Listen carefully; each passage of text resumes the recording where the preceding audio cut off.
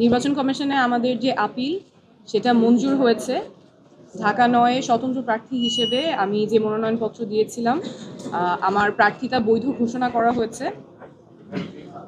গত এক সপ্তাহে আসলে খুব একটা অন্যরকম অভিজ্ঞতার মধ্যে দিয়ে গিয়েছি। দেশে বিদেশে সবাই অনেক শুভকামনা জানিয়েছেন, অনেক দোয়া করেছেন।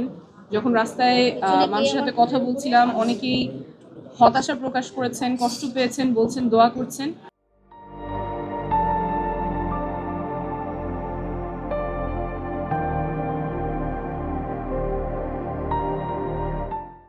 তাদের সকলকে ধন্যবাদ। সকলের জনসমর্থনেই ইনশাল্লাহ আগামী নির্বাচনে আমি প্রার্থী হিসেবে লড়াই করতে পারবো। সেজন্য সবাইকে ধন্যবাদ। এখানে আমার আইনজীবী টিম আছে, তাদেরকে ধন্যবাদ। এবং দেশে বিদেশে যে যেখান থেকে শুভকামনা জানিয়েছেন, দোয়া জানিয়েছেন, সকলকে অনেক ধন্যবাদ। আমরা এখন স্বতন্ত্র প্রার্থী হিসেবে নির্বাচনে যে মার্কা সেটার জন্য আবেদন করতে পারবো। আমরা সেই প্রক্রিয়ায় আমাদের পছন্দ ফুটবল মার্কা, আমরা সেটা নিয়ে আবেদন করব। তারপর নির্বাচন কমিশনের সিদ্ধান্ত থাকবে। নির্বাচন কমিশনকেও ধন্যবাদ, ওনারা আমাদের যুক্তিগুলো শুনেছেন। সর্বোপরি আমরা বলছিলাম যে আমাদের দৃঢ় বিশ্বাস আপনাদের জনসমর্থন নিয়েই আগামী নির্বাচনে লড়াই করতে পারবো। ইনশাল্লাহ সবার সাথে দেখা হবে।